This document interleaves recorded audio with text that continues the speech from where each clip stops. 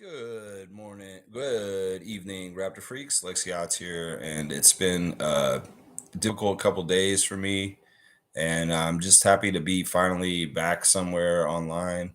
I know you guys are on the other one still. You're gonna come here, and I appreciate that.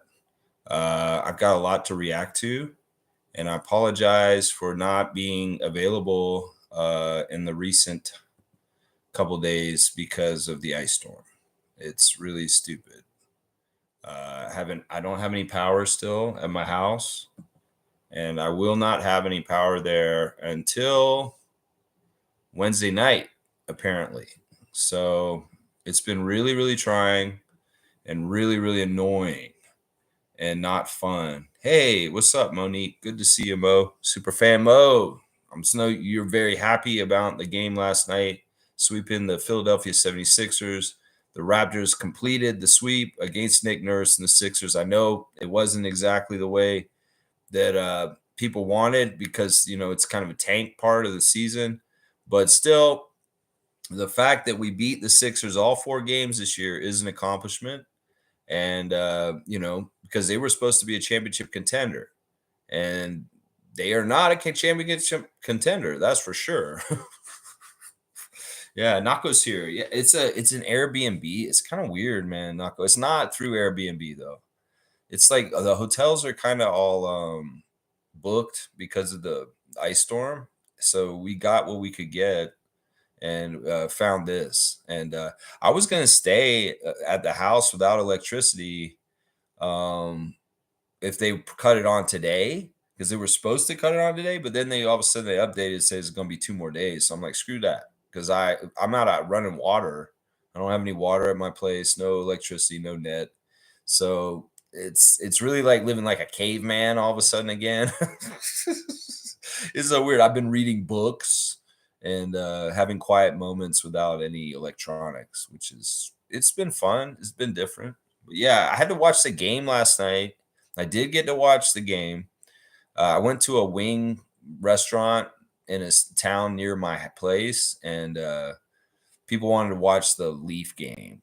So they were switching back and forth between. I don't understand any kind of place that can't watch 2 sports at once.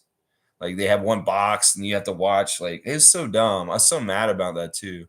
Not only that, the place closed at 9 p.m. and the game wasn't over till 10 p.m. So it's like I couldn't even watch the end of the game anyway. It was really cheesy. Yeah, it's horrible, Gerald. It was horrible, man. Like, and I almost got in a fight too with somebody at the bar about politics, and it felt a little bit like being back at Kensington with Raph. I'm not gonna lie, but I held my ground. I told the guys like, look, man, there's no reason why we can't sit at this bar and just not talk to each other. You drink your beer, I'll eat my food, I'll watch my Raptors game, and just don't talk to me anymore for the rest of the night. And he was able to hold it to that. So yeah, there was no fight, thank goodness. But yeah, it was stupid. I actually listened to the fourth quarter of the game last night on the Talk 1050 with Paul Jones and Javon Shepard. I listened to their broadcast for the last quarter and heard all the great stuff with RJ like going off at the end of the game. RJ lay it up. RJ lay it up. Jacoby Walter, this. So I was like, yeah, at least the guys were doing good. And the other thing about it that was, I really feel like I missed out that I'm upset about is I, of course, couldn't hear the commentary last night with Vince, Alvin, and Matt Devlin. It's special because it's like Vince Carter, Philadelphia is a big deal from the 2001 series between Iverson and Carter and the Sixers and the Raptors. And I wanted to hear Vince hang out with Matt Devlin and Alvin Williams, but I couldn't because I was at a wing restaurant with people that honestly, they were saying all the stuff that Stargate talks about, like with his conspiracy theories and like people trying to hold down basketball. These people were that. They were racist and they were saying some crazy ass shit about basketball to my face at the bar. Like, who watches this anyway? And all this crazy shit. But the waitress was nice. She said I had dibs on TV because I asked them if I could watch the game and told them I had no power and I want to watch it. So she changed the channel to the basketball game whenever it was on. and only on commercials send it the other way. So I was like, thank you. Thank you. So I got to watch the first 3 quarters, but then I had to leave because they closed at 9. And I listened to the rest of the game on AM radio with Paul Jones, which was a little bit nostalgic, honestly. I really enjoyed listening to Paul Jones and Javon Shepard call the end of the game because they do a good job. They really do a good job. Yeah. I go say, talk about the three-headed monster. Three-headed monster. Three-head monster. Oh, yeah. You guys want me to do a reaction? We'll do a reaction. Let's do a reaction. First of all, I feel like I need to catch up on reacting to the 905 loss to the Delaware Bluecoats on Saturday night because it was the last game of the G League schedule for the Raptors 905. And they had the same record as the Delaware Bluecoats at the beginning of the game. And I was kind of like amping it up. This is a game for like the G League championship for the Raptors right now because, they're not playing for anything else. Just play for bragging rights against a team that has the same record as you. And it's the Sixers again. It's Delaware Bluecoats, Jeffrey Doughton Jr., Patrick McCaw. And I was all about wanting to watch them beat them, but we ran out a bit tired. We got tired in that game. And Doughton and McCaw were the guys who actually beat us. Those two guys were the best players for the Bluecoats, and they kicked our ass. It was mostly Jeffrey, but Patrick McCaw had his moments in that game for sure. So let me go over my stars of the game for the 905 game first. We'll do this in order. The best player in the last game of the season for the 905 was Jared Rhoden. Jared Rhoden got his career high in the last game of the G League season. He got 40 points, y'all, with 12 rebounds, 4 assists, 3 steals, 7 turnovers, though, a -11. He shot 15 at 23, 6 of 9 from 3. He was scorching, man, and he was on fire. But he got tired at a certain point and couldn't really do what he could to close it out to try and win. He got pretty tired. This has been a problem with the 905 at the end of the season is that they just don't have enough bodies to play and play a full 48 minutes with full energy. They get tired in the fourth quarter, and they've quite often calved up leads and lost by the end of the game because of this. And it's just tough. I mean, the cupboard's been real bare for them. But to be honest, the same thing was for the Bluecoats, too. They didn't have a whole lot of players available for them, too. But they did have more talent in some ways. And once again, Eugene Omoruyi was not playing in the last game of the G League season for the 905. And it was because, Blake told us straight up, we were in there. It was basically Monique, Blake, and I in the G League 905 chat. And Blake was awesome, man. Me and him were palling around a lot during that game. And we were having fun. And I warned Blake. I said, Blake, don't let Disturbed come to the Scotiabank Arena and burn our championship banner like they did Chicago Bulls when they went there and played United Center recently, because they burned the Michael Jordan championship banners with their pyrotechnics from their heavy metal concert. And I told Blake about this, and Blake was like, yeah, they're aware of it. Because I asked him, I said, you better tell MLSE that this band's coming in the beginning of April, and they may burn the banners in the arena because they have crazy pyro. And he said, yeah, they're very aware of it. It's okay. He was laughing too that I'm worried about that. Of course I'm worried about that. I'm a huge Raptors fan. I don't want our championship banner to get burned like the Bulls banners did. So it was nice that Blake said that. But yeah, Blake was very, very helpful. He told us that Eugene Omoruyi has a finger sprain, and that's why he did not play in the last game of the season for the 905. Alas, they lost the game, and we were one of the worst teams in the G League by the end of the season. It's too bad. It's a very successful season, though, because we really did a good job of getting guys ready to come up to the Raptors like Jared Rhoden, AJ Lawson, and they did a really good job contributing to the team for Darko. And that's really what the job of doing it is. Andrew Jones was exceptionally good, in my opinion. I felt like he did a really good job with continuity in a very chaotic realm where you just don't have the same players within days. It's like your roster is completely turning over all the time. And in some ways, you have really good talent in some sections of the season, and then really, really not good talent in other parts of the season. So Andrew Jones, kudos to you, Coach Jones. You did a fantastic job this year. I'm really impressed, seriously. And in some ways, the G League is one of the hardest places in the world to coach basketball. I'm just going to say that right now. People that are successful in G League coaching are really good because you have such a revolving door of players coming in and out all the time. And this season has been very successful considering all things. Now, the record doesn't really say that and the outcome, but it is what it is. My second star of the game for the last game of the Raptors 905 was Quincy Guerrier. He shot 8 of 14 from the field and got a double double.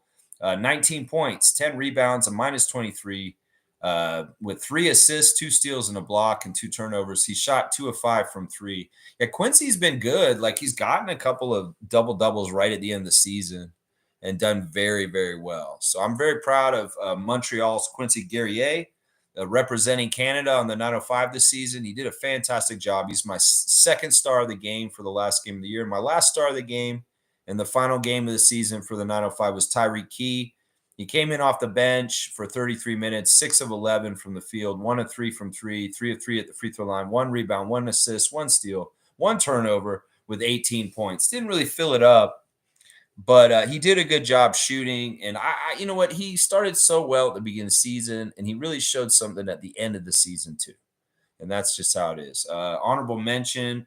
I'll give a little shine to Charlie Brown Jr., who came out and got 5 for 10 from the field. He missed all his threes, but 4 assists, 2 rebounds, 3 steals, 3 turnovers, 10 points.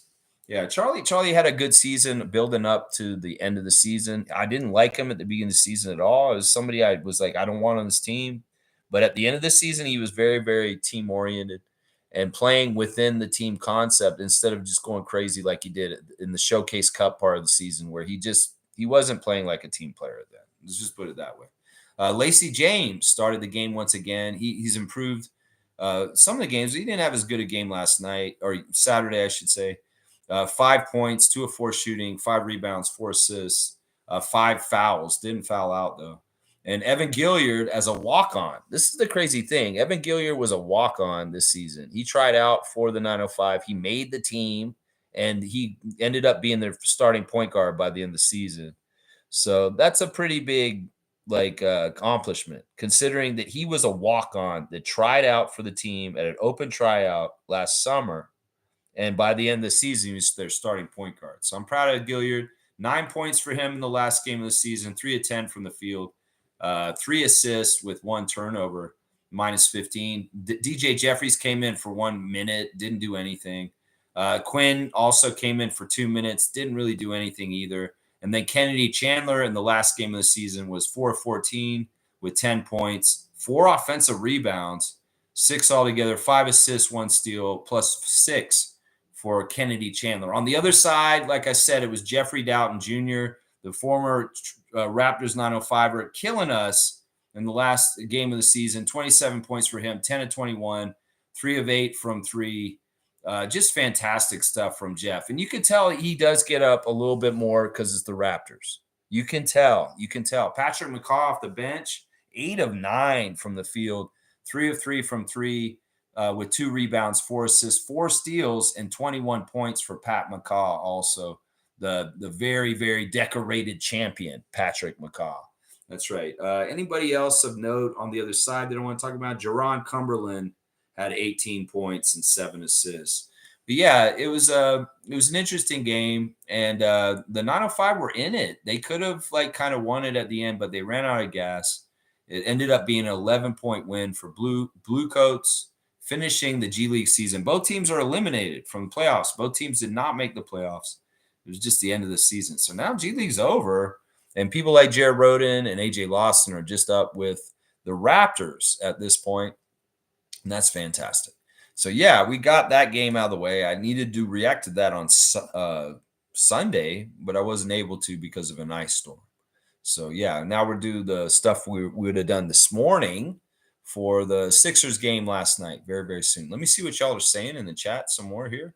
Most saying they extended Darko. Yeah, this is great news. I'm in the dark. I'm literally a caveman in the dark, living under a rock with no internet at my house. And I saw the news at some point that he's already been extended for the year 2026 and 2027.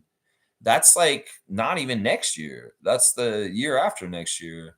So That's fantastic. He's under contract for 2 more years after this one, and that's fantastic. That's a you know what that is? In some ways, that move is uh, uh, an answer to the firing of Taylor Jenkins.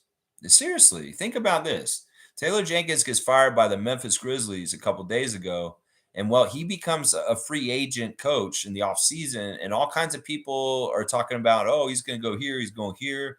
Well, what do the Raptors do within a couple days of that? Well, they double down on their coach that they already have because they like him and he's doing a great job. And he's developing this team and building up from the ground into something that's going to be a very good playoff team next year. And I like to see that Masai and Bobby Webster are being proactive and locking him down. A lot of dumb Raptors fans do not understand that Darko Rajakovic is a fantastic coach. And some people may be surprised by this move, but we aren't here because we understand who he is and what he does. I love this news, Mo. And when I saw it, I was very, very, very happy to see that it happened. So yeah, I was very, very happy about it. I appreciate you bringing it up because I did want to talk about it. I did want to talk about it for sure. Trevor's saying Darko extension. People know now he's not going anywhere. That's right. That's part of it, Trevor. That's part of it right there. Is that he has security, and in some ways it's a nod. And also, there's a piece out. Somebody I think did interviews with our players, asking them about Darko and how they feel about him being the coach. And they're all like, we love him. He's amazing. And he's been doing such a good job. Like, we are very proud of our coach. So all the players vouch for him too. And obviously the front office vouches for him too. If they're going to extend him this far out from when they have to, because they don't have to do this right now. And I think that it does have something to do a little bit with Taylor Jenkins and the sudden firing of him all of a sudden. It's a good news story for the press and the fans to understand we vouch for this guy and he is going to be around. Exactly what Trevor's saying here. He's going to be around. That's right. He's not going anywhere. Wayne's here. Yow, Raptor Streaks. Good to see you, Sergeant Wayne Strainer. Sorry, I have not been making my regular time with you guys. It's been a couple days now because of this crazy ice storm that put so many people out of power for this weekend here in Ontario. It's very beautiful, but it's really strange to see the ice completely surrounding the 100-foot tall trees in my yard. And like every 5 minutes, there was like ice and branches falling off the trees every once in a while. It was dangerous, very, very dangerous. In fact, I was outside having a smoke on Saturday night when the ice storm was really hitting, and one of these trees near my yard cracked open, and it sounded like a shotgun. It sounded like a gun being fired because the tree just ripped itself in half from the weight of the ice and falling over. So it's been a real couple of days, and my area is kind of remote, so I'm not getting any power until Wednesday night at 9 p.m. is what they're saying now. So I went ahead and got an Airbnb, and that's where I'm at right now, guys. So yeah, that's what's up. Good to see you, Wayne. Most saying Blake expects Jared Rhoden back. Yeah, that was what you asked him in the chat on Saturday. You said, would you keep AJ or Jared Rhoden? Monique asking Blake straight up. And he answered, he said, well, it's an easy question, Mo, because Jared's actually under contract next year. So he will be back next year. He is. His two-way contract's a 2-year contract. It was for this year and next year. So Rhoden is on the books for next year as a two-way going in. But it's just like DJ Carton. It's just like other players that have been on two ways. They can be switched out if they're not progressing or they're not the right fit for what's happening with the team at that moment. But this is really good. I'd like them to keep both of them. But it's more likely that Lawson, we'll have to see. We'll have to see. Although, Lawson's been up with the Raptors for most of this last month or so, not with the 905. And that's telling right there. I would say that's telling. Yeah, it was really fun to hang out with Blake, and we're definitely going to do a Share the Love Club for Blake Murphy this summer. And I hope he might even attend it. Seriously, guys, because in some ways I'm building rapport with him, talking to him. He knows who we are. He obviously knows Mo already, but now from the 905 and being around him all season in that chat, he knows my name and who a little bit. And he might be honored and might want to come in and actually be a part of a Share the Love Club with him this summer. We'll see if we can finagle it. I'm going to ask him straight up because I can get in contact with him and see if he's into it. We'll see what's up. I know he's going to be busier with Blue Jays, and he's got to cover the Blue Jays stuff for Sportsnet next. But I think Blake will come and hang out with us. I'm hoping. I'm crossing my fingers. We'll see. We'll see. He's going to get a share of the love club either way. Let's see. Kenny's here. Kenny's here. Good. We really have a good G League team. They are the ones that played Nick Nurse yesterday. Well, it's not totally off, Kenny, because in some ways, is this Ken like Ken from the beginning of the channel, like original Ken?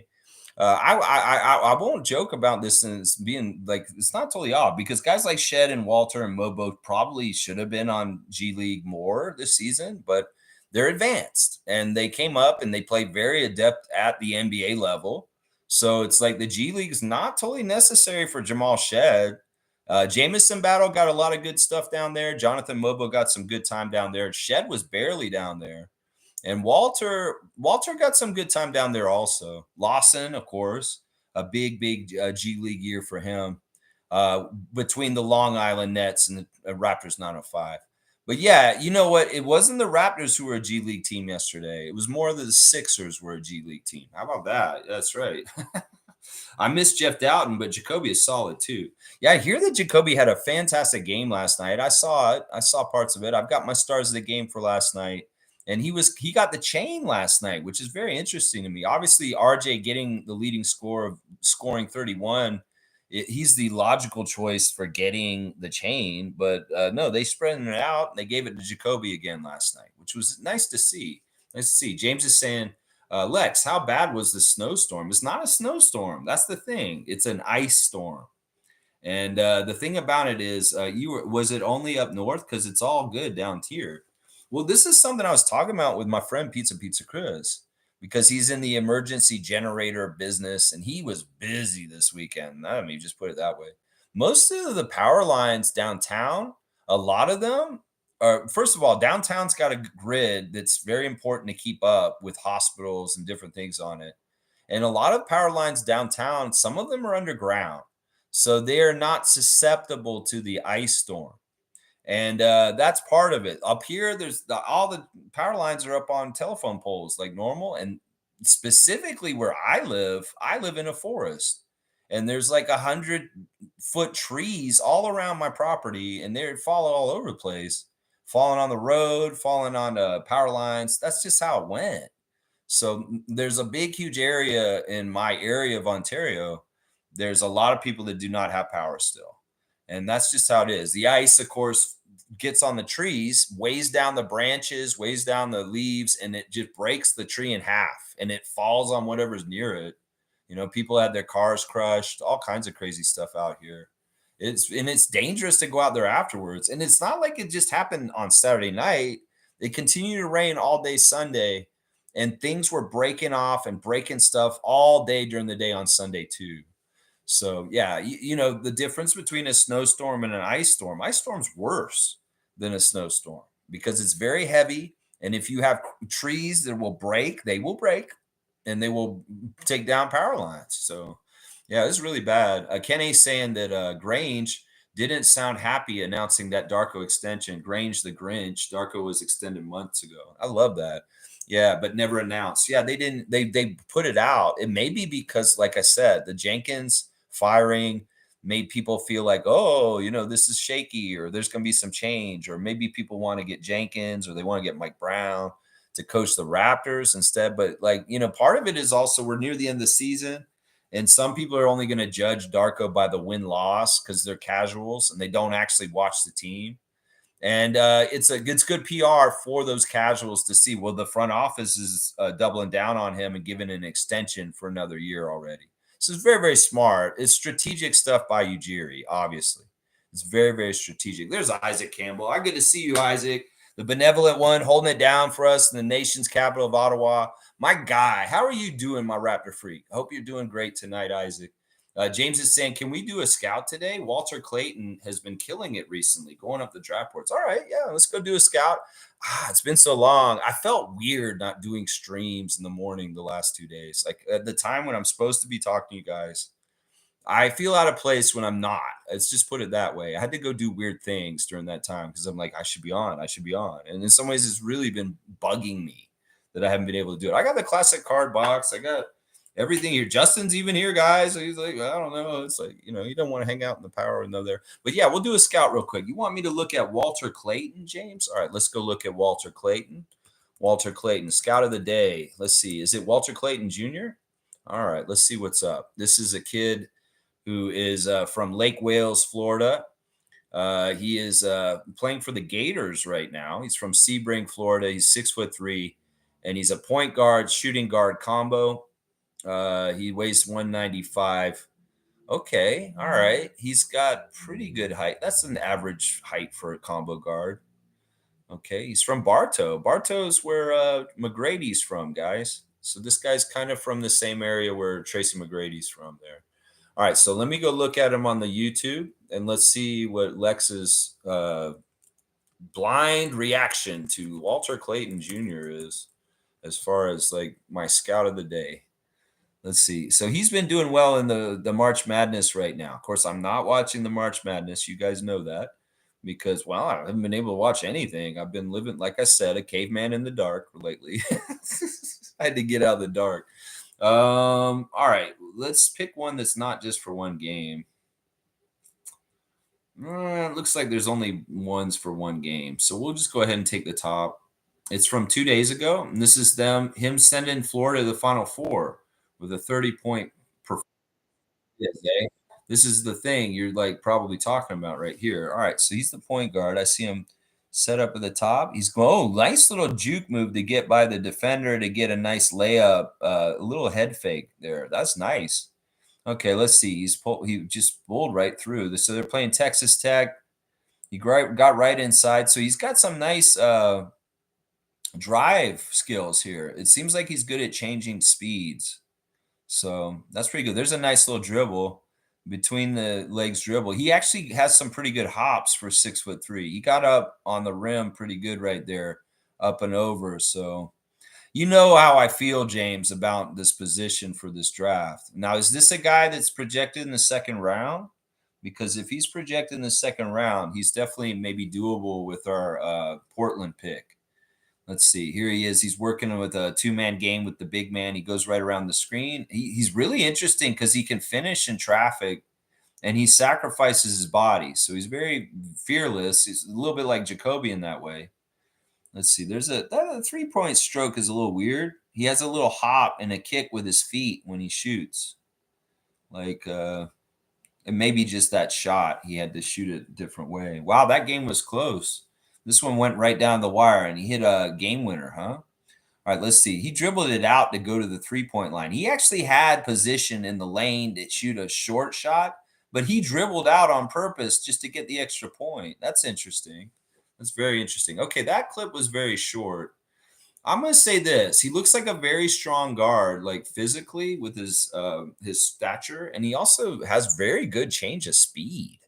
Now, the one thing is you're asking me to scout him partly because he's the flavor of the day, because he's tearing it up in the March Madness right now. So I get it. I get it. I don't know. Once again, if he's second round, I say draft the backup point guard if you want to, but I do not want to use our lottery pick on a point guard. I just don't. I feel like it's not smart considering IQ has got a huge ceiling he's going to grow into more and more, and Shed is a hit. And in some ways, you don't want to make it too murky. In some ways, we've got to have a real project for the third point guard coming up underneath them, or get somebody like Kyle Lowry to play third point guard for us next year on a veteran minimum. That's what I'd like to see most. But that guy would fit if he's a second rounder and he's going to be a project and he's willing to go to 905 and run it next year. If he will do that, I'd like that. Thank you for the scout of the day, James. I appreciate that. Trevor saying front office did Darko extension last summer and didn't tell anyone until Michael Grange broke the news yesterday. There you go. There you go. I like that. I like that. It's like whatever. I mean, that's smart because they're divulging the information at a time that's strategically good for the situation right now. So I like that. I like that a lot. Let's see.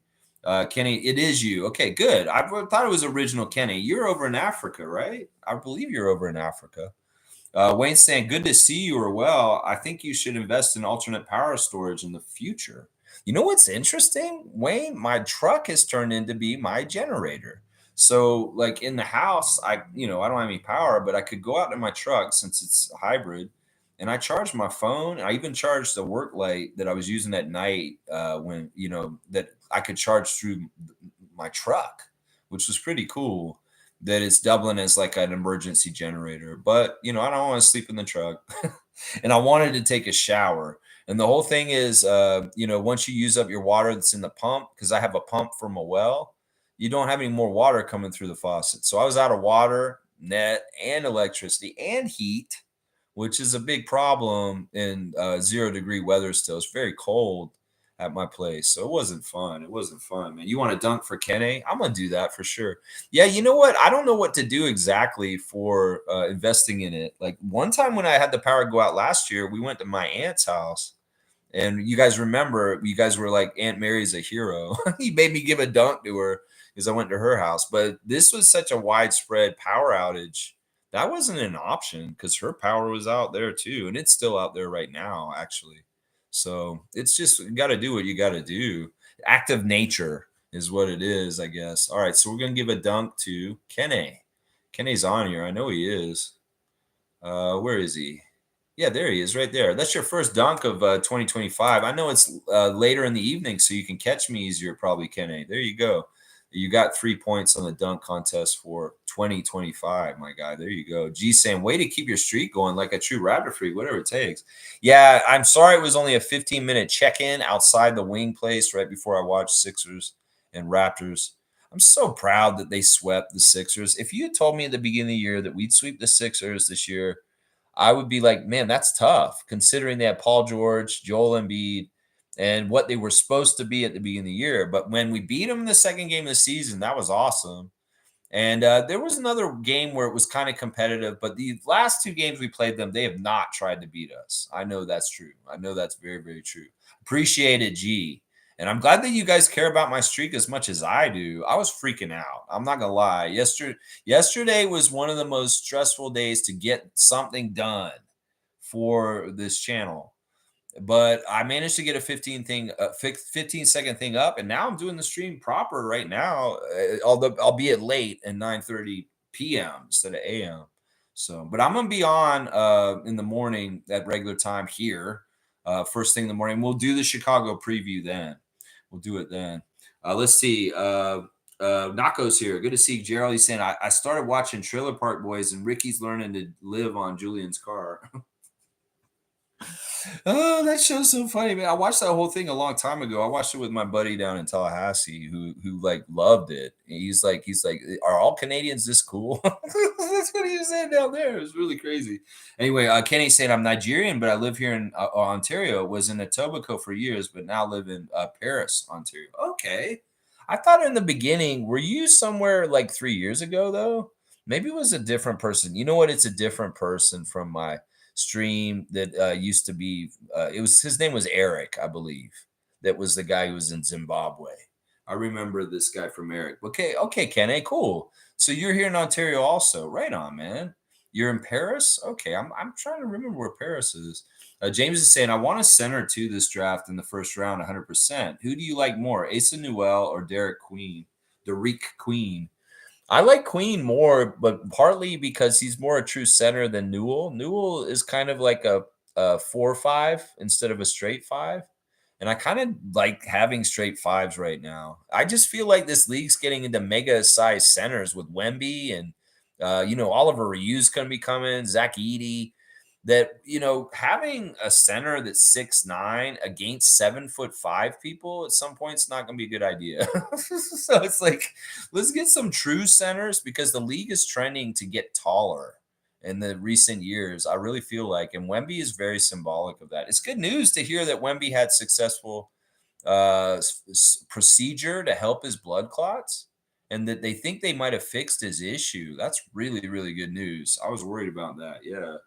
Yeah, let's see. He's saying I'm leaning towards Newell. He looks like a better defender. I'm just common. I'm you're guessing that Common will be gone by our pick. Well, we don't know yet. Like once again, we are sitting at 7, but with 7 last time we got the 4, and that was Scotty. So we had the same draft odds that we have right now when we got Scotty Barnes. So I that's why I think people that are freaking out about tanking and ping pong balls and stuff like they're crazy because we were in this exact same position and we got Scotty this way. Now we may not be so lucky this time, but we could get a fifth pick, a sixth pick. We may still stay at 7. I don't know. But either way, we'll have to see. It may be that common stock is going up, especially since Duke is still alive in the tournament. He's getting more of a showcase, and people are looking at him more. Of course, Cooper's still getting more showcase too. Cooper Flag. Yeah. Most saying, I have a good feeling Amir Johnson's coming home for the 2010 night. Yeah, Raptors are going to do a 2010s night, like they've done the 2000s night and the 90s night this season in a celebration of the 30th anniversary of the Raptors franchise. And it looks like Ross is coming too.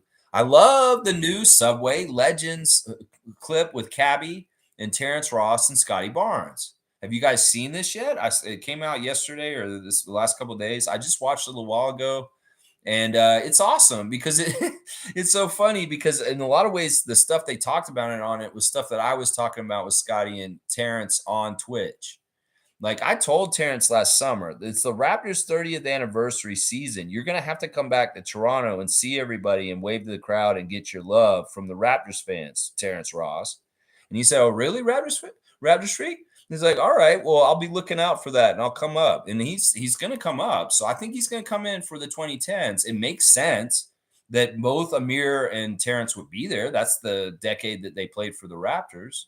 So I expect T. Ross and Amir Johnson to be there. Monique, I do, and I think that also Terrence showing up for the We the World event. That you got a great picture with him. He's around the Raptors a little bit more right now. Maybe partly because he's seeing Vince around more, and he's really like, you know what, being a Raptor is cool. Raptors alumni is cool, and that whole interview with him and Cabby and Scotty was awesome. They asked, and this was so funny because I was there when I saw this. Cabby asked them, "Have you guys played each other on 2K?" And yes, they have, because there was a Terrence Ross versus Scotty Barnes 2K matchup. I think it was the summer of 2022. And Terrence said, "Yeah, it was a while ago." And Scotty's like, "Tell him what happened. Tell him what happened." I knew Scotty was going to say that to him about that because Scotty did beat him. Now, initially, Terrence was supposed to play Scotty in a best of 7 on 2K, but they never played again. And so Scotty won just the first matchup, but they were supposed to do a series and they never got to it. But that was cool to see them talking about it on that Subway ad thing that they're doing, the Legends meetup. And it's cool that Scotty's getting these things done with Muggsy, JYD, Terrence Ross, different old Raptor legends sitting down with Scotty Barnes, the current franchise player, with Cabby, a Hall of Fame, fun sports personality. And it's just a nice synergy. Of course, they're going to ask Terrence Ross, what sub were you going to get? He's like, sweet teriyaki. And of course, Cabby's rubbing it in on Terrence, saying, you could still play, couldn't you? Yeah, you could still play, but he retired early because he wanted to. And yeah, of course, Terrence Ross could still play in the NBA. Of course he could. I love what he said to Scott, too. He was kind of like, Scotty, I don't have any advice for you, man. You've already gone further than I ever did. And you just keep doing what you're doing, big man. You're awesome. And he's going to be so good. I love that encouragement from those guys. When Cabby says, do you have any advice for Scott?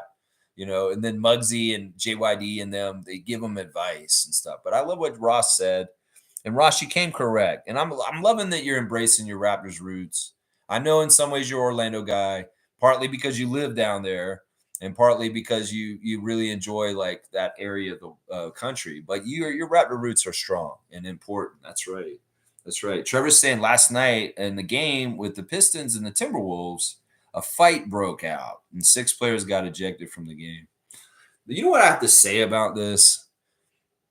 Pistons, you can't be doing this. I'm telling you, that franchise in particular has a really bad history with different things.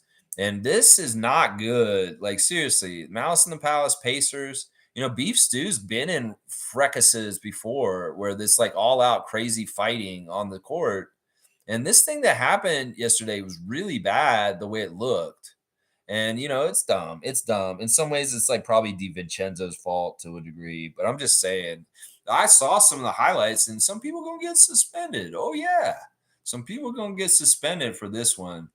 Yeah, and it looked chaotic and crazy. This is just a bad look if the Pistons are ever involved in this kind of crap because of the history. The history is really bad with them. It's really, really bad. Mischief saying this is different. You started live at 9. Where are you, Lex?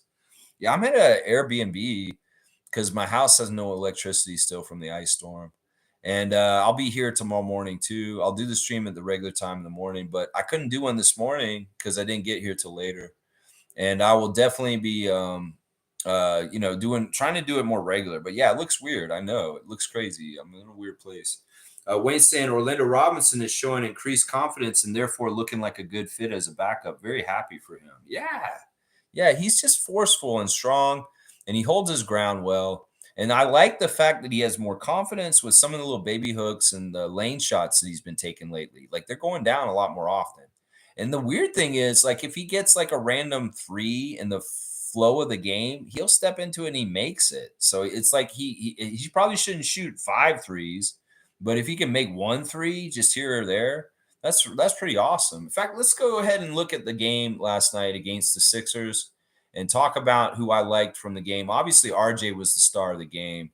RJ Barrett was amazing. Like, honestly, he was high usage with very good efficiency. 12 of 22 from the field, 4 of 7 from three, 3 of 8 at the free throw line. Well, there's got to be one area where he shoots bad. And of course, missing 5 free throws is annoying. 5 rebounds, 5 assists, 3 turnovers, 31 points for RJ in 29 minutes. I think that's always cool when a guy gets more points in the minutes they played. Plus 19. RJ obviously was the carrying the team. I love I love that play, and I did see this. I was not in the truck listening to the game on the radio. I did see the between the legs pass that RJ did to Jacoby. That was cool, man. That was one of the coolest plays of the whole year. RJ putting the ball between his legs to Jacoby behind him. Yeah, I like that. RJ's badass. We know this. RJ's gonna be like that, and he's going to be coming at the lane. He's going to be trying to score, and he will score, and that's what he does. That's just who he is. So I'm really, really proud of our homegrown star Jay Barrett for continuing to play strong. And he did say after the game in his press conference that the games of rest have been really helpful at this period of time where guys are alternating games off between IQ, Yak, RJ, and Oshai recently. That it's partly the reason why he's having a lot of fun. He said he had so much fun last night. I know this is like whenever Savannah asks RJ after the game, like, how was the game tonight? The first thing RJ always says, "Oh, I had fun." Like, I know because he loves playing basketball and he loves competing and he loves doing what he does. And I love when I hear RJ saying in the post game interview, "I had fun." And then he also was talking about how he felt bouncy. He felt bouncy last night. I felt real bouncy last night. So I was being bouncy. RJ, you just be you, man. You're so awesome, man. That between the legs pass was fun. It was really, really fun. My second star of the game last night is Jameson. Jameson really got hot in the game last night. 6 of 11 from the field, 4 of 8 from three. Nice 50% three-point shooting, 7 rebounds, 1 assist. A plus 16 with 16 points. One of his better games on the pro level with the Raptors. Jameson Battle. Sometimes he's a little bit, not a lot, but he's like very efficient, but not a lot. Sometimes he's a lot, but he's not efficient. But this time he was a lot and he was efficient. So I like that. Jameson's progressed. He's gotten better and better. And I did my recap for the 905 recently. I looked at it all and added up the star points, and I'm going to have that as a special report for you guys soon. A 905 season recap, and you guys might be surprised about the contributions of different people like Battle to what happened with the 905 this year from my findings. So, yeah, good job, Jameson Battle, putting the ball in the hoop last night. Orlando Robinson is my third game, speaking of him, since he was just brought up. He was starter at center, 5 of 7 from the field. He hit his only 3. Once again, he has like a signature 1-for-1 at 3-point. It's just what he does. He steps into one. When he gets it in the flow of the game, he makes it. 2 for 2 at the free throw line. 4 rebounds, 4 assists, 1 steal, 1 block, plus 18, 13 points for Orlando Robinson. Now, he is not under contract for next year yet. And we talked about this with Blake on Saturday. I said, Orlando is not under contract for next season. He said, that's correct. But I feel good about them figuring out some sort of exception or like minimum or some sort of thing that they can get him in on. And I think he's very happy here too. I mean, when you're a player like Orlando Robinson, you're bouncing around the league with the Sioux Falls Skyforce and the Miami Heat and the Sacramento Kings and different teams that he's played for. You really just want to go somewhere where you fit and you feel like you're contributing and you belong. And well, he belongs with us. So I think in negotiations this summer, as long as the Raptors do really want him back, which I hope they do, because I agree with everything that was said about Orlando Robinson just now, that he will be back next year. Because seriously, as a player, you want to be wanted. And especially when you're like Orlando Robinson, who's kind of been a journeyman and not really completely gotten a foothold in the NBA, his spot is here now as the backup center for the Raptors. And I think that he will be back next year, even though he's not tied up yet. He's not totally with us yet. But yeah, good stuff from Orlando, man. My fourth star is Jonathan Mobo. Jonathan Mobo off the bench, 6 of 8 from the field. He hit a three also, 1 for 1. 5 rebounds, 3 assists, 1 steal, 1 block, 2 turnovers, 13 points for J-Mo. Yeah, he's just awesome. He's solid. I saw that one clip where Alvin was talking him up and saying, yeah, you need to be more aggressive. And the man went right to the hoop right when he said it and jammed it on them. So, yeah, man, I wish I had heard what Vince and Alvin were saying more. There was one little part where Matt Devlin brought up Alvin being the mayor, and then Vince was saying, don't bring up high school again. That stuff makes me laugh so much. And I love it with Vince because it's making me love Vince again. Like, seriously, him being a part of Raptors culture and not being an adversary, not being the guy who went to New Jersey and stabbed us in the back, and him coming back and getting his banner retired and just being a part of our broadcast, it really has made old fans like me that have had a hard time forgiving him forgive him because he's adding back to the culture. He's coming back and he's helping our team in some ways. Like his advice on the broadcast helps Scotty Barnes. Vince Carter talking about the game on the broadcast. If Scotty goes back and listens to it, he's going to hear him. And he'll get good advice from somebody who's a good person to take advice from. Really, really interesting. So my 5th star of the game last night is Jacoby, the guy who got the chain. I have to recognize him. 5 of 11 from the field, 3 of 5 from 3, 4 of 4 at the free throw line, 8 rebounds, 4 assists, 3 steals, 1 block, 1 turnover, 17 points for Jacob. 34 minutes. That is a stat stuff right there. I see him getting a block and 3 steals along with 8 rebounds, 3 of them offensive. That's nasty. That man is a burgeoning star. And what a steal at the 19th pick in the draft last year, Jacoby Walter. So, yeah, I'm excited about his future. And like I said, the more that man gets up in the air, he's going to start throwing it down. So, yeah, what was it? RJ said ever since Jacoby got the headband, he's just been going crazy. Because Jacoby started putting the headband around like this instead of putting his hair up in the knot and kind of flopping over. Ever since then, RJ said that's when he flipped the switch. And he's become the new Jacoby Walter. And the way he wears the headband now with the hair flopped over like that. Yeah, Jacoby, you're awesome, man. And the other thing about Jacoby that impresses me the most is he's super mature. And the dude is like really got his head on straight for what matters in his life. I mean, he may kind of be goofy in the pictures and like coming in and kind of like he's young, obviously. He's a very young guy, but he has such a wisdom that's going forward in his career that he's on track, that he's not going to screw up because he understands things. In some ways, he's very similar to Emmanuel in this way. That Emmanuel Quickly is the same way. It's like these guys have very clear objectives in their lives, and they're going to get them, and they have the goods to do it. That's what I'm saying right there. So, yeah, there's my stars of the game for the Raptors win over the Sixers last night. We could give an honorable mention to, I don't know, Scotty. Why not? 4 of 12. He didn't shoot well, obviously, but he got 5 rebounds, 4 assists, 1 steal, 9 points. In some ways, Scotty just wants to be that glue guy. He just wants to be out there taking the toughest defensive assignment and helping his team win. Jamal Shed, 4 of 14 with 11 points, 9 assists with only 1 turnover. Jamal's honorable mention, too, for his great work starting the game. Let's see, who else? Colt Swider had his best game for the Raptors so far with 8 points on a +7. 2 of 5 from 3 for him with 4 rebounds. Let's see. AJ Lawson came in for 5 minutes and missed 2 shots and got 3 rebounds, 0 points. And Abaji, 25 minutes, 4 of 9 from the field, 3 rebounds, 2 assists, 9 points, a plus 16. Still no play for Chris Boucher and Garrett Temple. On the other side, they were talking a lot about Aiden Bona in that game last night. He was a little bit of a defensive threat with 5 blocks, 8 rebounds, 14 points, 5 of 7 shooting. Lonnie Walker got going for a bit there, 23 points, 10 of 18 shooting, double for Ricky Council the fourth. He was who was mentioned by Darko in the post-game conference, that Ricky Council is a problem guy and that there were a couple issues with him. But 11 rebounds, 17 points for Ricky Council. O'Shea Brissett, he didn't play. It's not there. But Jalen Hood-Schifino came in for 18 off the bench.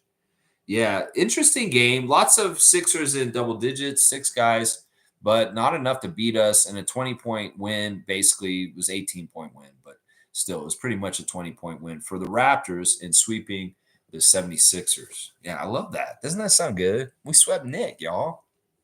He hated that. I'm sure he hates that he got swept this year. It's holding the pattern of former Raptors coaches. This is exactly what happened when Coach Casey got fired by the Raptors. He swept us the first year we played, and then the second year we swept him. And that's what's happened now. Nick swept us last year. We swept him this year. And I like that. I like that a lot. Fiercey's here. Good to see Fiercey. Good to see you, MJ. Well, hopefully you're doing very well, and you have no problem with what's going on with me, like what's happening for me. Yeah, it's crazy. She's saying good evening, fam, and Nako's saying Isaiah Stewart has a troubling reputation with violence.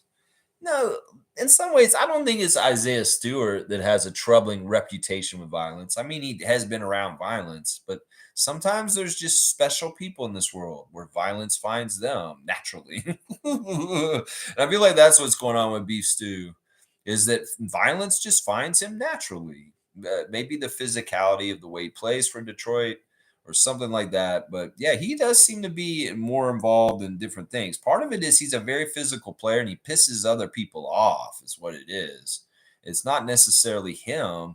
But the other thing is he don't take no mess. If somebody's gonna mess with him and step up to him, well, he's not gonna back down. That's for sure. Fiercely saying Michael Grange hating on Darko. Whoop, whoop, whoop. Yeah, what's wrong with you, Grange? What is wrong with you, Grange? You want to fearmonger? You want to gaslight? You want to do all this stuff? Well, you can't. If the Raptors take care of all their business ahead of time, you can't make Raptors fans worried about Brandon Ingram extending his contract because he already did. You can't make Raptors fans worried about Darko being the coach long term because they've already done it. So Michael Grange, just STFU. How about that? How about that? Yeah, that's a 2-figure salute from Michael Grange right there. Trevor, I'm going to have to do a couple classic cards today to make up for what happened the last couple of days, because I got a couple empty spots in there that we got to fill. That's right. Trevor J saying Dylan Brooks. Okay, I saw this clip. This is hilarious, man. Bill Kennedy is a real one. First of all, ref report yesterday, since I didn't get to tell you all the refs yesterday morning, I would have said certain things that, yeah, we're probably going to win because we had 2 of the best refs for us yesterday. Brett Nansel is a fantastic ref to the Raptors. He's one of the best veteran refs in the league as far as win percentage for the Raptors. Of course, we had James Williams as the crew chief, and he's annoying, but he wasn't the factor. And then Evan Scott, of course, Nick Nurse's favorite referee, another Prince lover. And Evan Scott has been pretty good to the Raptors too. So we had a very favorable ref crew. That's what I would have said Sunday morning. But yeah, this is funny. Bill Kennedy had to announce on the challenge microphone the ejections and technicals in a game the other night with the Suns and the Rockets. And it was funny what he did with Dylan Brooks. He was like, and then a certain player got 2 technicals and they're ejected. And it was like, oh, who was it? He just leaned over and he's like, oh, Dylan Brooks is who it was. Bill and Dylan being the butt of a joke for Bill Kennedy is pretty funny. Really, really good stuff. Bill Kennedy, you're one of my favorite refs. And that was hilarious what you did to Dylan Brooks. That was hilarious, man. Yeah, you gave him 2 technical fouls and got thrown out. Yeah, did you see what he did at the mic, Trevor? he's acting like he forgot who got the 2 technicals and got thrown out. Of course, it's Dylan Brooks, our villain Dylan for Team Canada. We love that guy. That's right. Fiercely saying Isaiah Stewart has more fights than free pointers. Laugh out loud. That's actually probably true statistically. That may be true. I don't know. Glad we swept the Sixers this season, but man, they're so puzzling. Are they really tanking or just extremely trash? Well, I think it's a combination of three things. It's their injuries have been such a bad thing the whole year. I mean, Embiid was not there for them. Paul George was not really there for them either. Tyrese got hurt too. And then on top of that, you got the tanking situation because of the pick being protected. If it goes to Oklahoma City, that's a problem. And so they're more like us with the Spurs thing. Like before, when we had the pick and it would go to the Spurs if we fell out, and it did, and it went to the Spurs. Well, they have the similar problems. So they have a lot of reasons to try and lose as much as possible right now. But I will say part of it is they are trash too. So it's injuries. It is the tanking that they want to do because they do want to keep their draft pick. And then also, they are a trash team. In some ways, they're not playing connected together in the right way. They're not doing things right, but that may be partly on purpose because of what they want to do right now. Yeah, I was so happy we swept them. And I wish I could have been in the chat with you guys watching the game normally instead of sitting at a bar next to a guy who wanted to fight me and thinking that I might have to punch him out at any moment instead of trying to watch the game. Yeah, it was pretty crazy, actually. It was so stupid. And seriously, it's like these people were whining and crying. They were like, I want to watch the Leaf game. I want to watch the Leaf game. Well, motherfucker, I asked the waitress if I could watch this because the power's out. And that's why we're watching the Raptors tonight. Yeah, but people are going to be like, well, they're going to be. It's just how it is. That's how it is. Fiercely saying, I missed the beginning of the stream, Lex. I hope you'll be able to use the internet at your place soon. So annoying, but blame Mother Nature. It is what it is. It's an act of God. God wanted this, and that may be the word of wisdom tomorrow. It's like God does this, and God does it. Yeah, I'm okay. I'm safe. That's the important thing. And it's just that the place is cold and dark and internetless. And it's so bad around my house that there's no towers like for cell phones. I could barely call people on the phone because the phones were dropping and I can't use data on my phone. There was no data near my house on the phone. So now I'm in a part of Ontario where all this is okay. So I have the ability to do this. But at my house, it's like I was under a rock. Adriana was like the only person I could text. And she was the one who told you guys that I wouldn't be available on Sunday. And I appreciate her for coming through and saying that because I couldn't call anyone out or do anything. And she was the only person I could get in touch. So big kudos. We're going to give a dunk to Adriana for keeping y'all informed when I could not do it myself because I was in a bad place. We're going to give her a double dunk. So she's at 6. She's gotten her first dunks of the year right there. Yeah. Fiercely saying, I honestly think Orlando Robinson fits more with us than Castleton or Fernando. Yes. Yes, I agree with that completely because Castleton's a project still. In some ways, Robinson's ready right now. He's more veteran tested in the NBA for more years. Castleton needs more upper body strength. And it annoys me how he gets beat with rebounds because he's not stronger to pull it away from other people. Now, Robinson, though, he's in there fighting. And I really do love how he's finishing and converting on his baskets really more confidently now. It's not as shaky. It's not as many missed bunnies. And maybe some of the pointers and the advice and just being around the big Austrians part of it. Because he can help him with them push shots. If anybody knows how to shoot a push shot, it's Jakob Poeltl. That's for sure. Yeah, I completely agree. And Bruno in some ways, when he was on our team at the beginning of the year, he was good for just size, but his skill is a little, and that's why it was easy for us to cut ties with him. In some ways, we brought him in for 2 reasons. One was that he was in Giants of Africa with the Masai this summer, and he was very helpful there. And maybe he just talked to Masai, and Masai was like, you know what, I want to bring you into camp for the Raptors this year. And well, he was with us for a while. He helped us with the backup big, but this is definitely an upgrade. Orlando Robinson, in my eyes, over the season for sure. Trevor's saying that Oklahoma City beat the Bulls 145 to 117. They didn't need SGA in the third quarter. This is tonight. Wow. I guess you can give me some live scores and stuff from the games tonight with what's going on. Hey, the Thunder keep rolling. That's all right, Garth Brooks. Because, hey, they're a good team, and I love my guy, SGA. Great Canadian player, the greatest Canadian player in the game today. And if the Thunder win the championship this year, I'm not going to be upset about that. And I know what about Lloyd will be celebrating. That's for sure. That's right. James is saying OG Anunoby has been killing it lately. Last 3 games, 28 points per game. I heard some news out of New York that they've signed PJ Tucker to a 2-year deal now. It's like, what is this? They enjoy his mentorship. This is a weird thing because from the Open Gym episode recently on the playoffs, I saw PJ Tucker in the Raptors jersey, and I forgot that his second stint with us, he was in the playoff teams with DeMar and Bismack and all those guys, and I think he actually played with OG back then. So it's like PJ Tucker already probably knew OG Anunoby from playing on the Raptors around when he was a rookie. So that makes sense. But yeah, I think it's weird that they've signed Tucker to a 2-year deal all of a sudden. Seems like a bad move, James Dolan. Like, seriously, that seems like a bad move. Mischief saying Battle in Orlando and Jacoby looking promising. I was just waiting for my plane at the airport. You're waiting for a plane right now?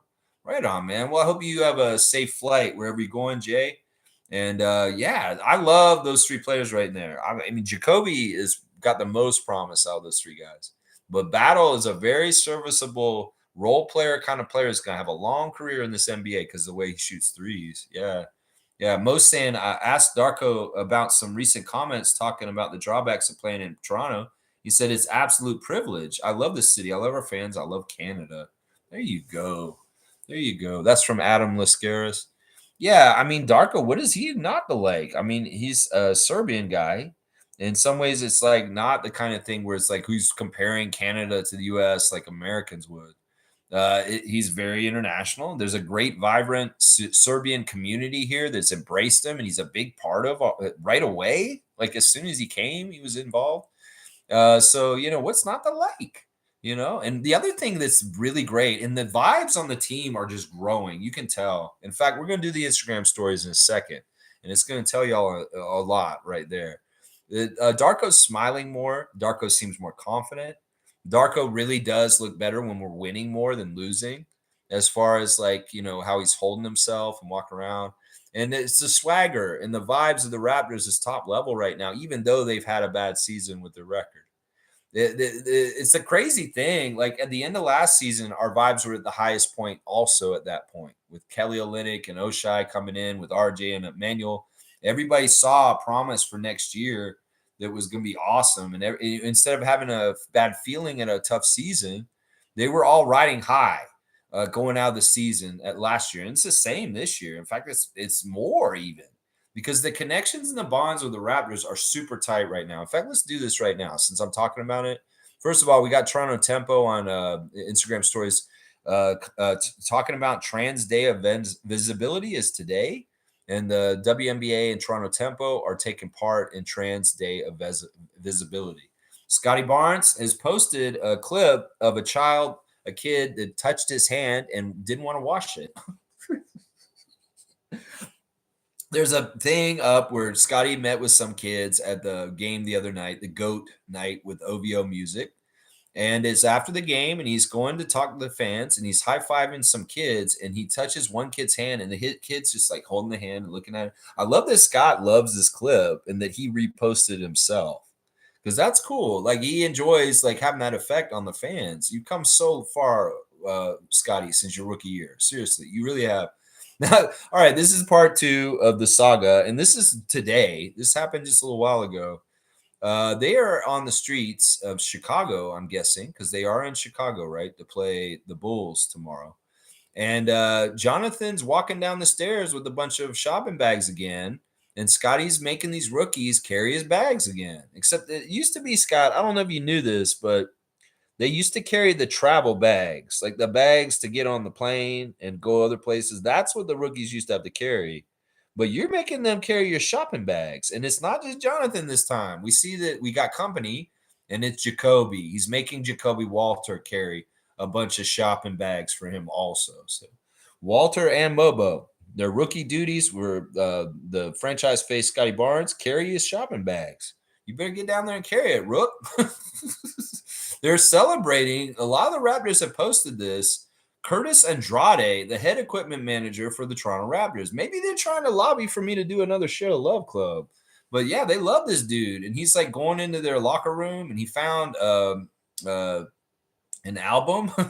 He found an album, a country album, at somebody's was it Bruce Brown's locker that you found that in, Andrade? I don't know what's going on there, but they're putting him on blast. Scotty likes the guy. What did he say at the top about him? The GOAT. He's calling him the GOAT. So the GOAT equipment manager is Andrade, just so y'all know. Not what you call its ex-husband. Lindsey Dunn's at the Blue Jays park with somebody. I don't know who that guy is. Wait, where did all the stories go? There were more stories before. Come on now, get back to this. Where are my stories? Okay, Grady, they're updating. That's why. Grady Dix put on blast Andrade. The equipment managers getting all the love from the Raptors tonight. Yes, sir, is what Grady is saying about him. Jamal Shed is got on blast on his Instagram. First of all, these guys are all together right now, y'all. Or last night they were. Emmanuel, Jamal, and Scotty. They set up the LAN system, and they're all playing 2K together in the same room. It's pretty cool. Like I like seeing that. Scotty, Jamal, Jacoby sitting there playing the video games together. So wholesome. Jamal put on blast for third in assists among rookies, fourth in assists in off the bench out of all the players. That's fantastic stats. In fact, there's a couple of different guys posting the same graphic. He's putting Jacoby on blast. See, these guys are all for one for all, and they're putting each other on display and celebrating. He's also celebrating Houston and them playing well. Let's see what else we got on the Instagram stories here.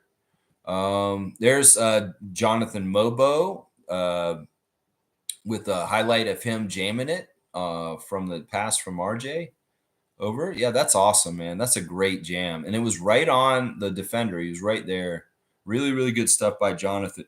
It's Bona, too, which is a very dangerous shot blocker.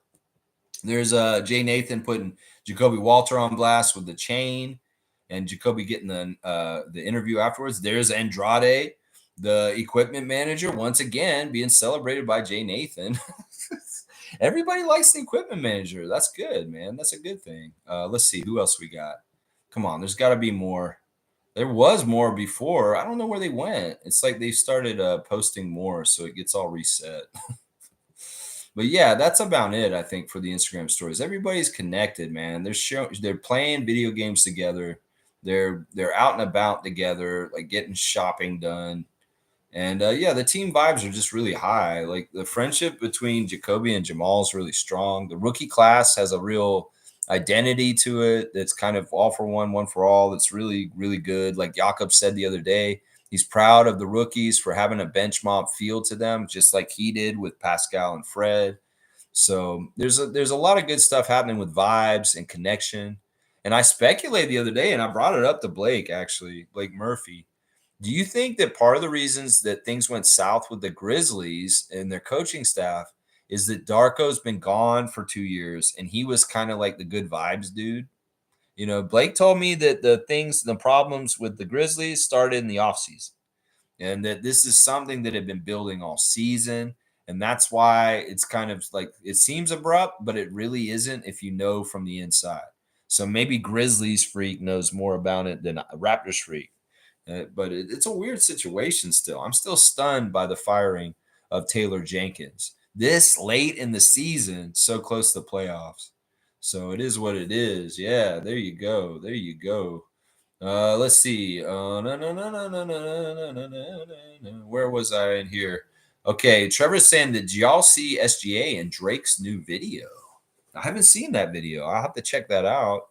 So yeah, SGA's in his new video. Is he wearing his butter shoes? Fiercey saying OG may be traded to Sacramento for Sabonis, allegedly. Teams like the Sixers tanking is pointless as they're not even developing nor building team chemistry. Raptors and Wizards have seen good things from Knicks. Raptors from their rookies. Okay, I will start reading the next one. So there's a rumor out right now that they're saying they're going to trade OG for a Domantas Sabonis. That's weird, man. They wanted OG for so long, and it seems like he's so beloved in New York that why would Knicks fans be proposing that kind of a deal? I get it. Sabonis is something else, but y'all got Cat now, and you still have Rich Mitchell Robinson right now too. But I don't know if you need Sabonis. This is weird. I mean, I would question this deal. I'd say this is a bad move for the Knicks because OG is OG, and I don't know why they do this. Fiercely, this is a weird one. That's a weird one. And you're saying the Raptors and the Wizards have seen good things from their rookies. Yeah. Now I'd say our rookies have been more organized and gotten more like for the future in some ways better than the Wizards rookies. Because in some ways the Wizards are unorganized. Those guys are just really talented and they're going to be good. But how they're limited by how far they're going to be good because in some ways the development and the leadership and the guidance and just the franchise and how they operate is not so good. So, yeah, I'm not worried about the Sixers drafting because we've seen a history of the Sixers flubbing the picks, or even if they get a good player, they'll bring them in and they'll drop the ball with how to take care of them and they'll lose them anyway. I mean, what a sure thing Ben Simmons was, right? He was supposed to be a sure thing. Well, look at what happened with him in his career. And look how much they screwed up Ben Simmons in Philadelphia. Look at how they screwed up Markelle Fultz. Look at how they screwed up Okafor. They've not had a good run with early draft picks, high draft picks. So go ahead, Philadelphia. Keep your pick. I have full confidence you'll screw this one up too, is what I'm saying. Yeah. Wayne's saying the Knicks need Tucker. He's fresh enough to play 52 minutes. That's a good joke. I'm going to give Wayne a joke. He's not always telling a good jokes in general. I'm saying good or bad jokes. I'm just saying jokes in general. Wayne's a no nonsense guy. So seeing him bring a joke like this, and this is good. This is good. So they just need him because they need guys that aren't tired out by Thibodeau. That's funny. Wayne, you're at 30 now with your dunk total. There you go. Boom goes the dynamite. Let's see. Fiercely saying someone said MSG is the perfect venue for Tucker to showcase his numerous sneakers. I thought you were going to say MSG is the perfect venue for PJ Tucker to play in because he's about as old as the venue. Oh, boom. Oh, Fiercely saying, what's the cutoff, Lex? It's past my bedtime. I mean, I'll do like the normal around 2 hours. We're about an hour and 11 right now. So I got another 45 minutes or so. Wayne saying, no, Trevor, I haven't seen Aubrey's new video. Hope it's good. His music of late has evolved and left me out of the loop. Yeah, I haven't seen his video. I've been not watching videos like I used to. I should probably get back into it. Let's see. Fiercely saying, Lex, when I saw Curtis Andrade's clip on his daily duties, I was extremely impressed. Behind the scenes is always fun to watch. Respect. Yeah, there's been a couple of behind the scenes kind of things. Like they showed there's an open gym clip of Emmanuel Quickly going back to his high school alma mater. And it's just really cool. Like he sees himself in the picture of his high school picture, and he's like, "Look at that cool guy." Yeah, I mean, there's all kinds of cool back behind the scenes kind of stuff with open gym moments, and well, Curtis Andrade. There you go. There you go. Chris comes saying late night Lex. Good look. Yeah, it's just because this was the time I could get on for today. I've been running around trying to find a place to hide, to sleep. It's a place to hide. Fiercely saying they got Mikal Bridges, who supposedly is the same as OG. I beg to differ. OG way better, and that's why he got paid. Yeah, that's why I didn't agree with them getting Mikal Bridges. That was doubling down on a player they already had, and it was kind of dumb. I mean, they play them together, but I'm like, I don't get it. I don't get it. The Knicks are just like the Sixers. They confuse me. Sometimes they make really poor moves that I can see they're poor, but they don't see that they're poor. And I think signing PJ Tucker to 2 years is the latest one. It could very well be we're going to see them complaining about him being around still at some point. Yeah. Yeah. Wayne saying, how long you going, Lex? Us old heads check out by 10:30. Well, I was going to just do the regular 2 hours and be done around 11:30. But if you guys don't want to be here the whole time, I understand. I'm going to do this very, very soon right now. Nins is here. Good to see Nins holding it down for us in Philly. Hey, Lex, glad you were able to go live and continue the streak despite difficulties. We'll be watching the stream back tomorrow. All right, cool. I'll be on at 9:30 proper tomorrow morning, too, with the preview for Chicago. So we'll have that right. Yeah. Wayne saying you preempt me, fiercely. Bedtime for you. I know. I guess the 9:30 a.m. time is the right time for all of us. I'm with you on that. Chris comes saying, who would you rather for the Raps, Queen or Malak? Maluak? Maluak? I prefer Common. Common between Queen and him. You're also in bed turning. All right, let's do a classic card real quick. And if I know Trevor, he's going to tell me to do two because he wants me to catch up on my quota. So we'll do this one first. Let's see. Is Smooth here? Is somebody here to be all right? Who knows what this one is? Who's this classic card? If you can tell me this classic card, he's a pacer. You'll get the Raptor Free trivia points. Full name answer. Let's see. Bed. LOL. No, that's not his name. Bed Lowell. Yeah, you guys are all in bed. I'm sitting on a bed. I mean, that kind of fits, I guess. I don't know. Let's see. Who knows this one? If you know his last name, you know something about the Colonel's secret recipe. How about that? Orlando Robinson? You saying this is Orlando Robinson? No, this is classic. This is definitely not Orlando Robinson. This is a player, and this guy's not a center. This guy was a forward. Yeah, if you can figure it out, who is that? Who is that? Who is that? That's an era I wasn't following. Well, it's tough. His last name, well, it's the secret recipe, the extra crispy strawberry shortcake parfait. Yeah, you guys got the last name, but those are wrong first names. Larry Sanders. Heyo, heyo. Yeah, all right, there you go. What did he used to say? What was it that Jeffrey Tambor used to say on that Isaac Campbell on Larry Sanders show? He said, "Oh, whoa!" I forget. He said something like that. Pharaoh Sanders, what? KFC, Colonel Sanders. No, Mike Sanders. Slug Deezy's gonna get it. He's the one who's serious out of y'all. That's Mike Sanders. Slug Deezy, you're gonna get 150 points for that. Looks like Ron Artest, World Peace. Maybe a little bit. The stash is very 80s though. That is an 80s basketball stash, if I said anything. So Slug Deezy 150 on the first classic card. We're gonna do another one right away, guys. So don't go anywhere. We got a second one coming to make up for the day yesterday. But Slug Deezy's got the first one. Slug, you've been really good. Smooth's not here. It's been Slug Deezy. I'm telling you right now. All right, let's see. Extra crispy. You said it, Lex. That's right. Extra crispy. All right, let's see. The next card is. No, I don't want to do that one. Let's get a different era. That one was old, so let's get a newer one. Let's get a new. Okay, yeah, we'll do this one. This one's fun. All right, guys. Who is this? Not so classic card. Of course, there's a reflection on it because it's newer. Who is that? This guy's actually kind of in the news still because he's for certain reason. Certain reason. Can you tell who that is? This guy's actually very self-deprecating. Larry Sanders. Hey, what does he say? What does he say? I'm trying to remember what Jeffrey Tambor says in that show with Gary Shanley. What does he say? There you go. Slug Deezy's on it. Of course, it's Jeff Teague. And of course, he's got the podcast that he does these days where he kind of puts himself down regularly. He's like, yeah, I wasn't that good, and this guy beat me, and this guy beat me. Jeff T, man, have some pride for yourself, bro. You're gonna just go on your podcast and make fun of yourself. All right, this one's a little easier, so I'm gonna say 100 for this one. With Slug Deezy picking up some classic card points today, right in a row. Jeff Teague is the more recent card of the day, and this will be for 100. All right, and we'll do the regular one tomorrow. Good job. We caught up. Trevor's going to be pleased. Trevor shall be pleased. Yes. All right, let me see. What next do I need to do here real quick? They're saying Zion is shut down for the rest of the season. So is CJ McCollum.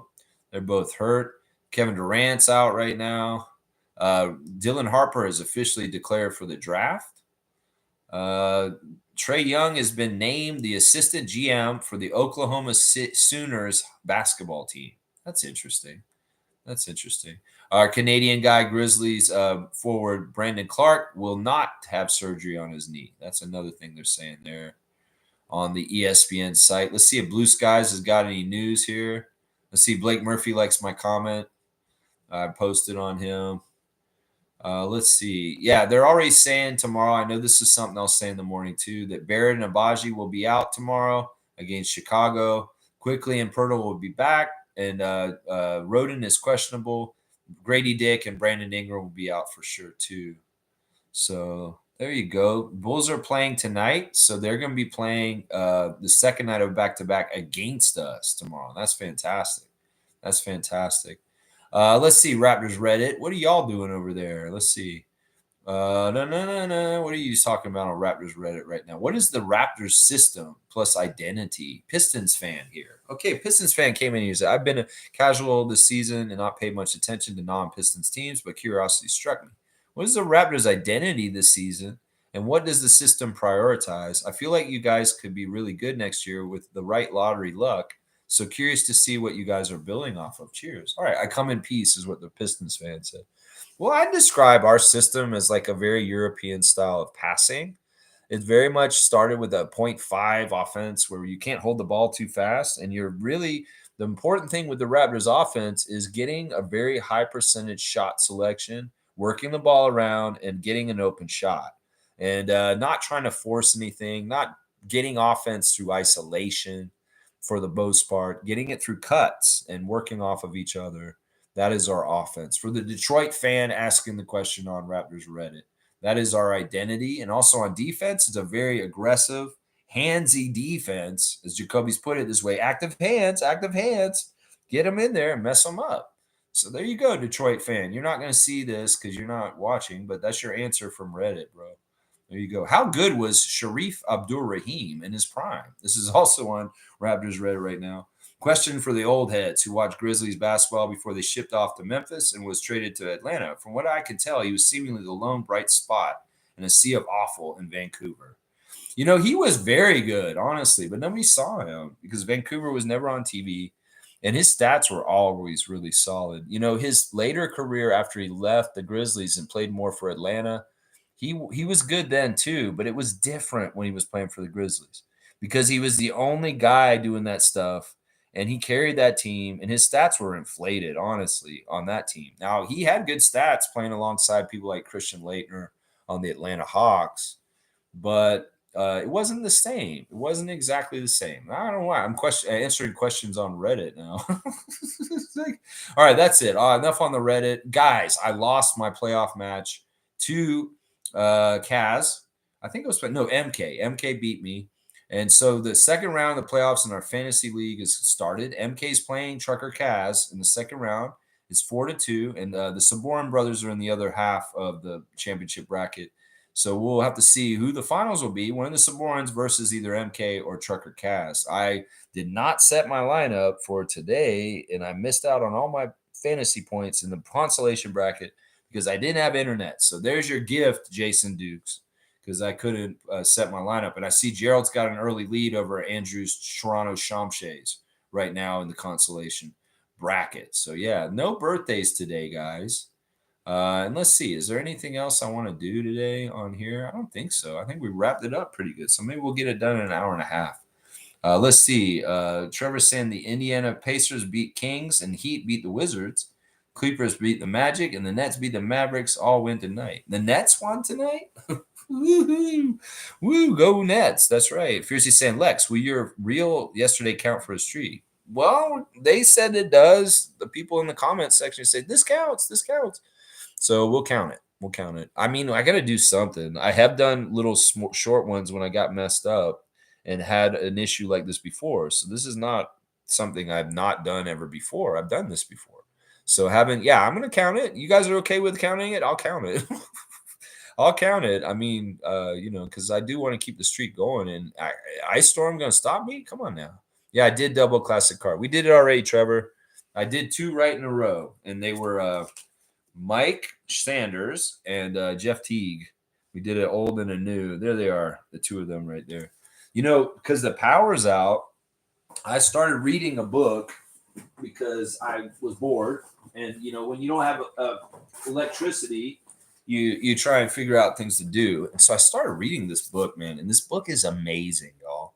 This book was written by a former Raptors dance pack dancer from like the early Raptors, like from the 90s. She started with the Raptors as dance pack when Isaiah was still in charge.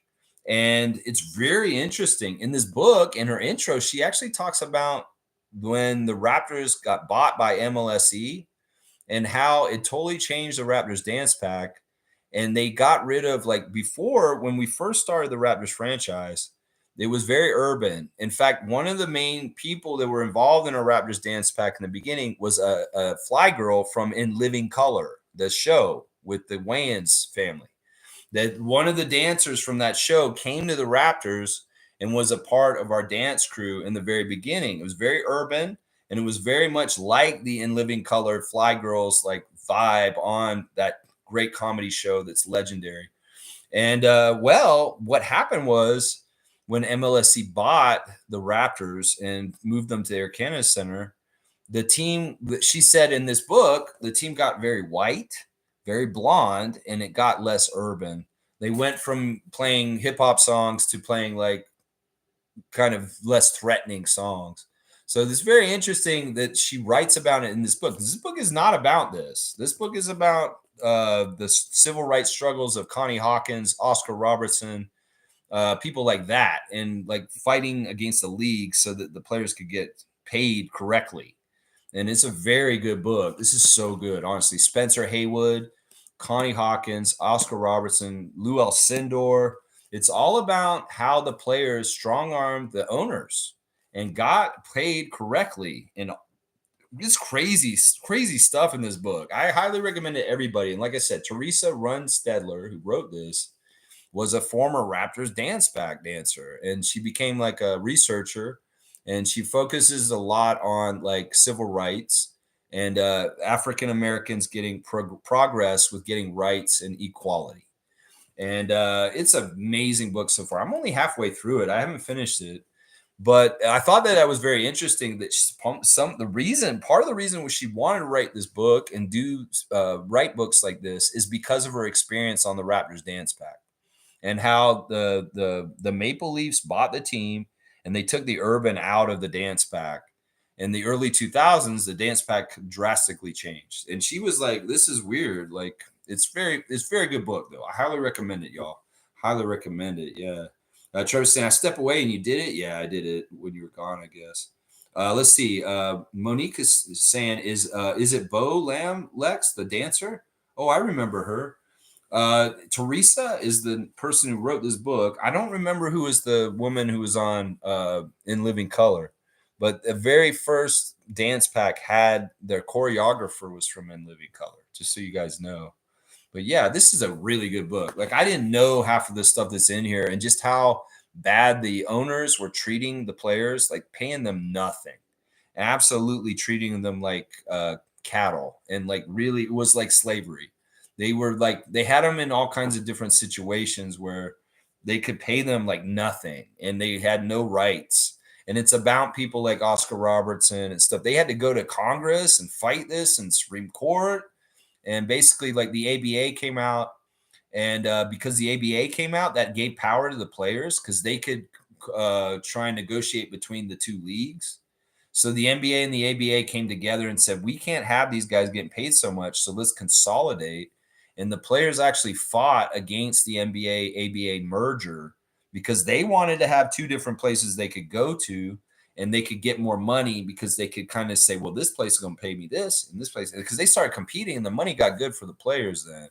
So this is a really good book. And some of it's about like also some of the stuff like the rules about having to play 4 years in college before you could come in the league. And also just general civil rights kind of like fight stuff in it. So Black Ball is the name of the book. It's about the NBA in the 70s, basically. And I'm really learning a lot. I wanted to read it, but when you don't have no internet, what are you going to do? Sit at home, read a book. So I started reading it. That's right. Yeah. Let's see. All right, we got through the chat there. All right, let me do a wrap up and we'll get out of here right at 90 minutes. So that's pretty good. The Raptors swept the Sixers last night, and I'm really, really happy that we beat them all 4 games this year. We completed the sweep that we wanted, and I'm just really proud. RJ Barrett was my number 1 star of the game. Jamison Battle, number 2. Orlando Robinson, Jonathan Mobo, and Jacoby Walter were my all 5 stars. Fantastic stuff. They did a really good job. They It looks like there a lot of the stats were even, but the one place that they really kind of did better than was turnovers. They limited their turnovers to 11. Meanwhile, the Sixers got 18 turnovers, and that was a problem. Also, it looks like the Raptors shot really good from three, 17 to 38. So they were shooting almost 50% from three, and that was a big help because they got double the threes the Sixers got. So that's kind of how they beat them so bad. My stars of the game for the 905 game, the last game of the season on Saturday, were Jared Rhoden, Quincy Guerrier, and Tyreke Key. And that was a losing effort to the Delaware Bluecoats, 11-point loss to Jeffrey Dowtin Jr. and Patrick McCaw. That was a revenge game from those guys. Yeah, it was pretty bad. All right, that's it. I guess I'm out. And unless you guys have any more comments, questions, I'm happy to be back. Sorry about being off for a couple days because the ice storm. It was stupid, man. Trevor's saying, idiot signed an order to stop ticket scalpers today. Okay, that's interesting. For every sport. Well, we'll see how he does with that. It's really hard to do something about that. You should do something about the surcharges, is what he should do. Most saying W Stream, W Vibes, go Raptors for life. Keep at it always. Raptor Free Crew strong forever. Thank you, Mo. I appreciate you, super fan Monique Lawrence, for being a part of our stream. And thank you, Wayne. Good night. Yeah, good night, y'all. I better get out of here and let y'all go because y'all need to go to sleep. There's Justin. Justin, hey, you want to say hi to these people? It's like Canadian content officer Justin Bieber. How are you doing tonight? Yeah, you're doing good. This is weird being here, right? Yeah. This is a little weird here. Anyway, y'all, thanks for watching today. And I'll see y'all tomorrow, first thing in the morning, 9:30 a.m. Preview for the Bulls game tomorrow. That's right. Go, Justin. Go, Justin. Go, Justin. Go, Justin. It's not your birthday. It's not your birthday. All right. I'll see y'all later. All right. Let's go, Justin. Go, Justin. He's getting down. Look at him. Look at him. Hey, calm down. You might break something. Come on now. Yeah, Justin. Go, Justin. Go, Justin. Go, Justin.